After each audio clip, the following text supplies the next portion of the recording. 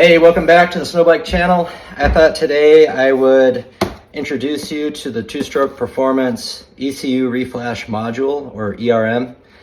And this has been a pretty handy, slick device that I've been waiting for a long time. They introduced these first for the 300 and 250 TPI bikes. And then later throughout the year, they introduced them for the throttle body injected bikes, TBIs. And if you're not familiar with these, the things that I'm going to cover in this video are going to be how I ordered this. Being in the US, this is an Australian product, and I'll cover what it does and how it works. And then also I'll cover why I chose to buy this over other alternatives, and I'll cover those alternatives. And then if you're a BRC 500 owner, I would seriously be looking to buy one of these. This is going to make your tuning efforts so simple and make your checking your TPS settings so easy. And so highly recommend it for the value. And then I'll give you my first ride impressions. And when you buy this, I strongly recommend considering buying the two-stroke performance head with it as well. And paired together, their power bundle is phenomenal. It's really great. Now, I've only got about 2 hours ride time on my bike, and I use my bike as a snow bike. And so that was why I chose to go with this. I needed to have further control over my fueling and ignition. And there's some other features about this ERM that I'll cover. You know, this is really more than just a tuner. Think of it as like a tool, and you can, like I said before, check the throttle position sensor settings. You can also read and delete air codes, and of course the tuning functionality of it as well. So a lot of neat features packed into this. There are 3 levels of subscriptions, ranging from free all the way up to, I think, $150 for the Pro Plus subscription. And you'll have to consider whether or not you want to pay for those. Just recently, they updated with firmware the basic version for this unit. And that allows you to have really coarse adjustments on the fuel and ignition for 5 different profiles for your stock map, so you can modify and adjust your stock mapping, and 5 different profiles for the TSB tuned map. And when you go to buy one of these, you'll get to select one of the maps for free. They have motocross maps, trail maps, and then hard enduro maps. And I opted for the motocross maps. I thought that would bring me closest to what I was looking for my snow bike build. And when I ordered this, being that this is an Australian product, if you're in the US, you're gonna have a tough time buying it directly from Two Stroke Performance. And so there are distributors throughout North America as well as Canada. BRC actually sells these in Canada. They might be the only distributor. So if you're in Canada and you're wanting to buy one of these, talk with Riley, he'll get you set up. And if you're in the US, I think there's a couple distributors out there. I went through South Bay Motorsports, and that was my first time buying from them. And Steve, the owner there, did a fantastic job of getting me hooked up quickly, and also informed me of what I need to do to get the unit up and running, and did a fantastic job of just the overall ordering process. And so if you're looking to buy one of these in the US, look up South Bay Motorsports. They'll get it going for you.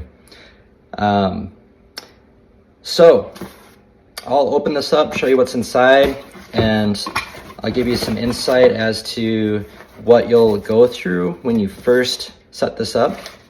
So inside of the box, you'll get the ECU reflash module itself. You'll get a data cable to hook up to your computer. You'll only use this one time, maybe more if you choose to use the ERM software that you'll download to your computer. And keep up with firmware updates, keep up with software updates, or if you're changing maps a lot between motocross maps and hard enduro maps, then you'll reconnect the ERM software and then purchase that separate map. Again, that first map you get is for free, and then after that you have to pay for those additional maps. Not a really big deal because most of us use our bikes for a dedicated scenario, and we're not alternating between motocross and hard enduro. And if you are, my guess is that if you pay for the Pro subscription or the Pro Plus subscription, there's enough there's enough ability there for you to adjust the mapping to probably get yourself pretty close to making those broad changes between motocross and hard enduro. But also in the box, you'll get really great instructions. You'll use this card here, follow the QR code. It brings you right to a bunch of great videos on helping you get started. I highly recommend, before you order and while you're waiting for the ERM to come, to spend some time just looking through all of their videos and get familiar with the initial startup process. I will say that overall it was pretty easy, but I'm also kind of a tech savvy person on a computer, and if you're maybe not very tech savvy, the first time that you set up the maps on this, I would sit down with some coffee, read the instructions, and take your time and get familiar with the unit before you try to stumble into getting it set up. I will say that my only issue that I had during the initial setup was the unit. When you first pair it with your bike, you'll end up having to use a Wi-Fi network, and if you don't have one at your house, you can use your hotspot off of your phone and use your phone's hotspot to create a internet Wi-Fi network for your first pairing. And you'll only do that one time when you first set up the bike, and I think that's just to verify that this unit is associated with that bike. After that, you're done with that process. Connecting this is literally as simple as just plugging it in and away you go. So I'll go over a little bit of that here shortly. Also in the box, you'll get some mounting hardware for hooking this up to your handlebars. For me, one of the neat things about this device is you don't have to leave it on your handlebars. You can do your tuning and flash your ECU and then pull the device off. And I highly recommend doing that. This looks like a really well-built, rugged device, and it probably can handle, the rigors of riding. They do say that these are water resistant, not waterproof. And so I would do your flashing, pull it off. And that's what makes this really different than any other devices that I've seen out there. The range of options that you have as a, tuner are fuel piggyback programmers, which those are pretty basic. You can, take away or add fuel trim at various intervals throughout the rev. And that's it. That's all they do. And you have to find a home for that device on your bike, and it has to stay connected. The other alternatives are, of course, sending out your stock ECU to have it flashed, and you got to set a run and wait while the shipping times. And then also, when you get it back, if it still doesn't meet your needs for your riding, then you're sort of stuck with what you have, and there's no room there for you to manipulate the fueling or ignition. And then the last option, of course, is an aftermarket ECU, and AthenaGet is coming out with their new versions, the RX1 Pro, and that looks pretty enticing, but it's nearly 3 times the cost of the ERM. And I think when you sit down and compare the functionality between this and the AthenaGet, you'll realize that this actually does everything that the AthenaGet does and a little bit more for about half to a third of the price, depending on which subscription you pay for. I chose to start everything off using the basic subscription, which is free. And again, that's a new feature. So if you have this unit already and you're wondering what is the basic subscription that I'm talking about, get online, get onto the ERM software, update the firmware for your device, and you'll have access to manipulating the fuel tables and ignition for those maps. That was something that you had to pay for previously, and it's now for free. So it's kind of cool that Two-Stroke Performance can build in these new features, and then with a simple firmware update, give you a lot more functionality. So also inside of the box, you'll get some instruction sheet on initial setup. Read this over closely. It's got some helpful tips in there.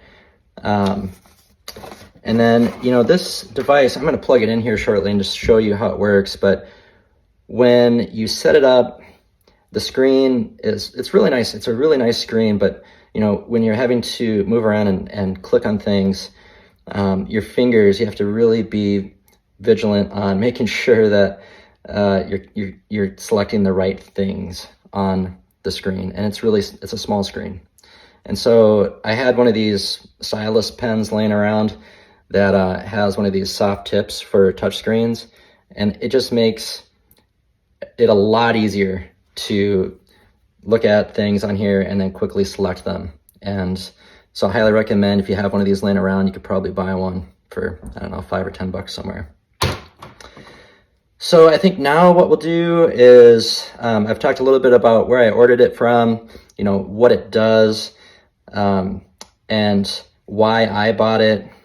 And I've talked a little bit about first ride impressions. I guess I'll go into that a little bit more. I recently rebuilt the top end of my bike and was using 60-to-1 Motorex.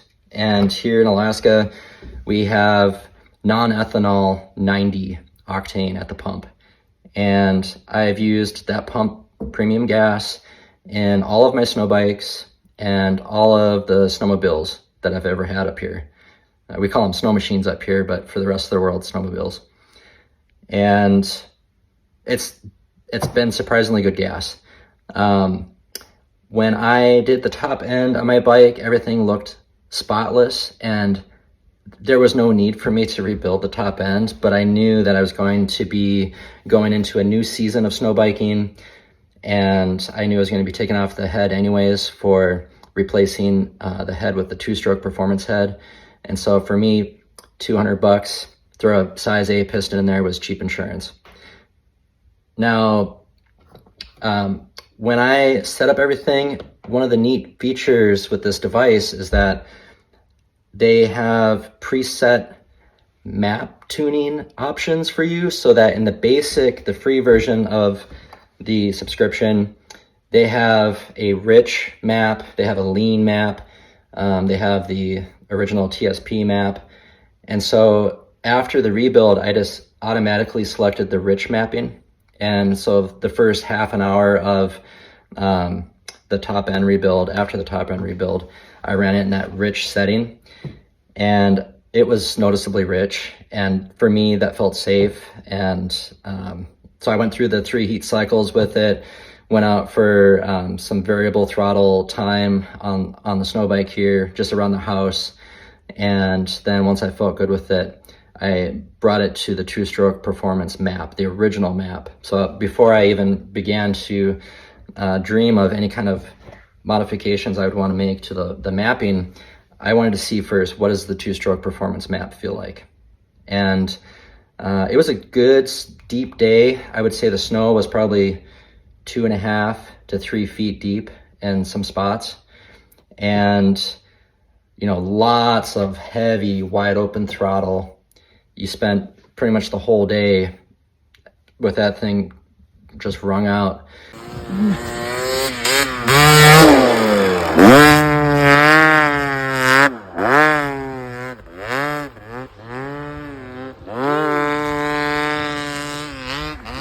Freaking epic.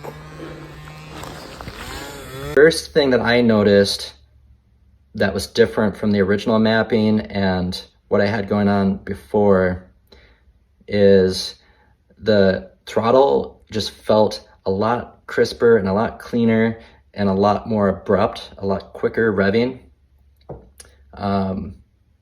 To me, the overall power, once you are in that full throttle position and you've got it wrung out and you're on the pipe, I didn't feel like there was that much more power than the original mapping that I had used.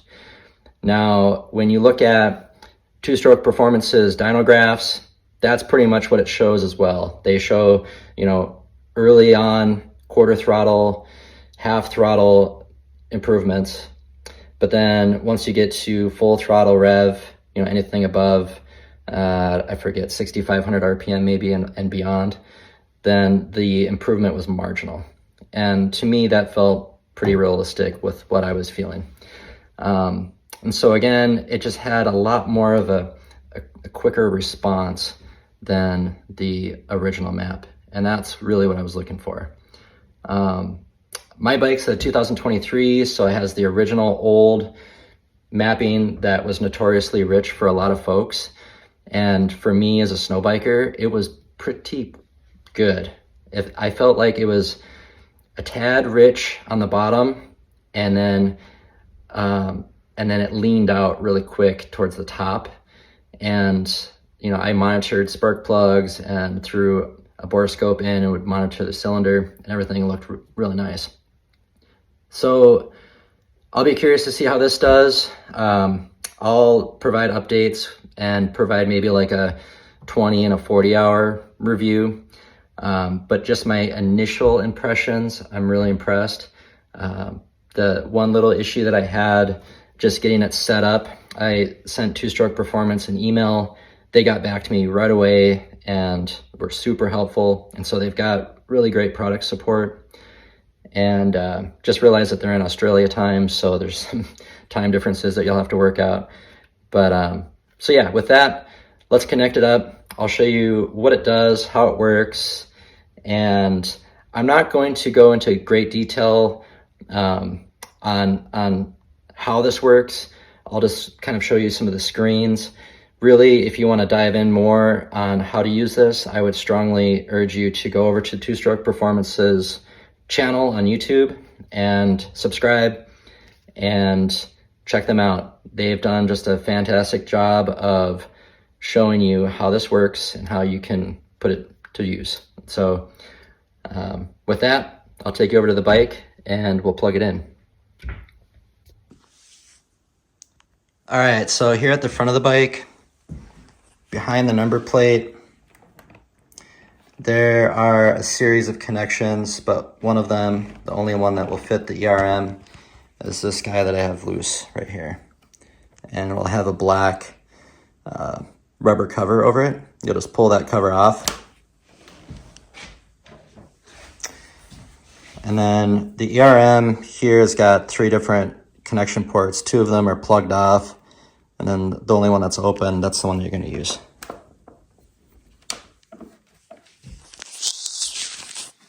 Bear with me here while I...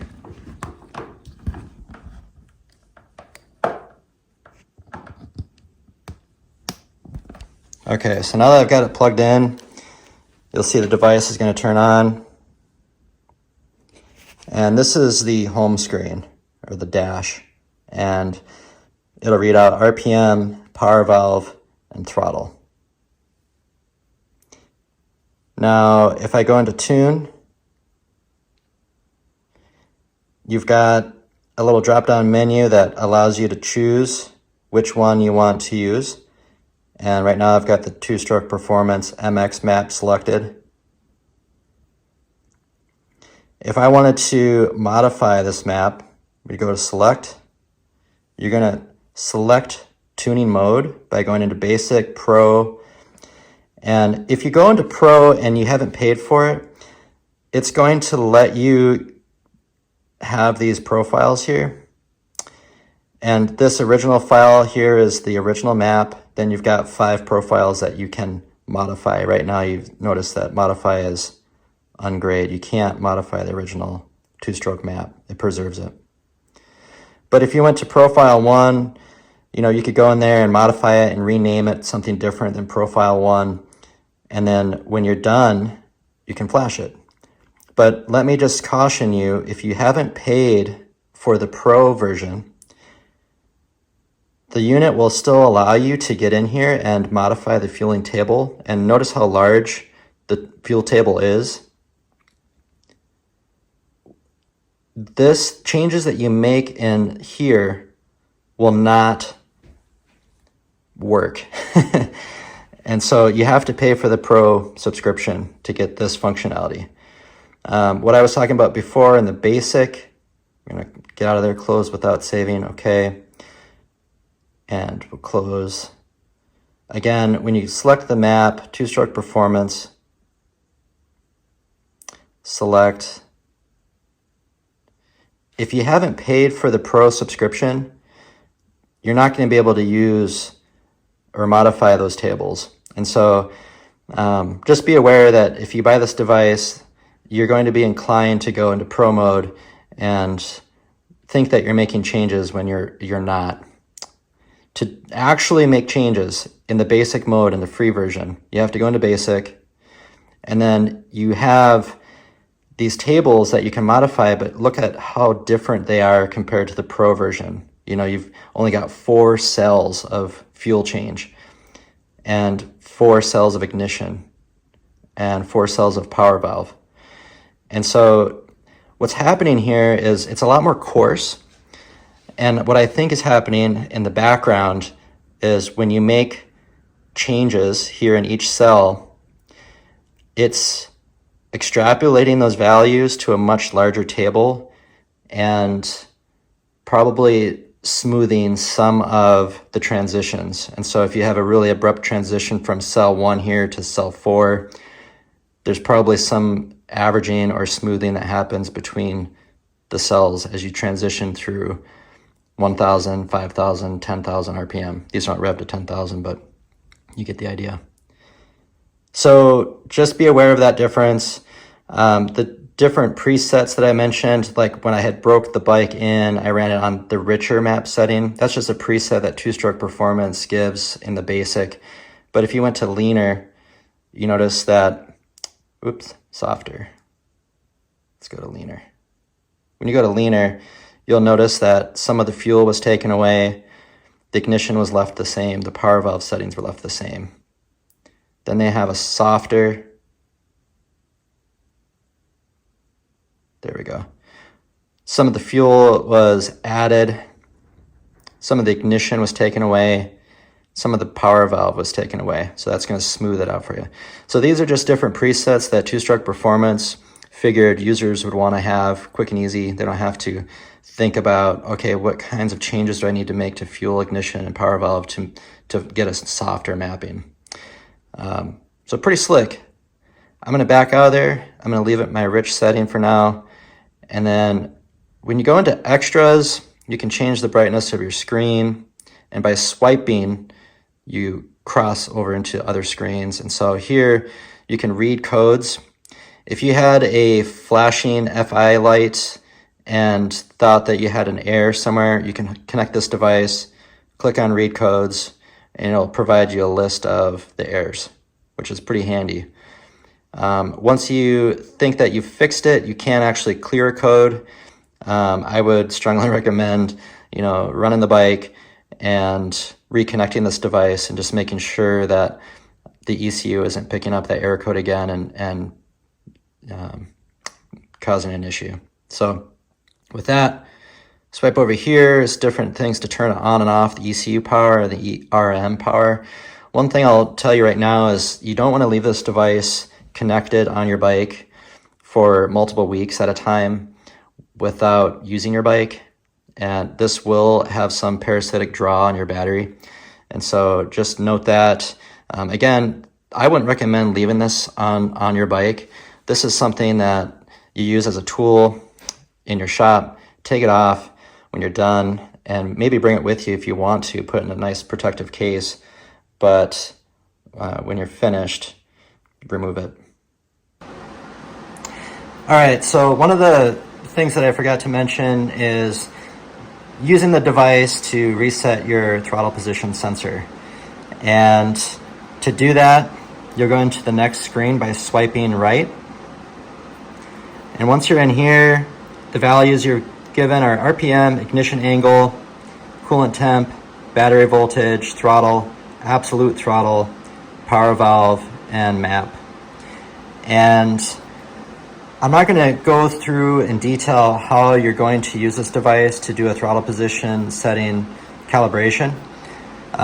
Two-Stroke Performance has a great video on Instagram right now, and I'll also provide instructions how to do this down in the description. So the first thing you're going to do is, of course, connect the device to your bike and navigate to this screen. And from there, you're going to remove the TPS cover. And you can see why I don't want to do it right now. I've already done this process, and I've got this bike set up for snow biking. So once you've removed the TSP cover, you'll back out the red and the yellow dials until you get this absolute throttle value down to about 0.40. It might go lower, it might go a little bit higher than that, and basically what you're looking for is for this value to stop dropping. Then at that point, you'll use a T25 and loosen up the two bolts that hold the TPS sensor, and you'll actually then grab the TPS sensor and manipulate it until you get this value right here to end up at 0.40 voltage. And then right there, you'll retighten the bolts. And at that point, then you'll go in and you'll set up the idle and your fast idle.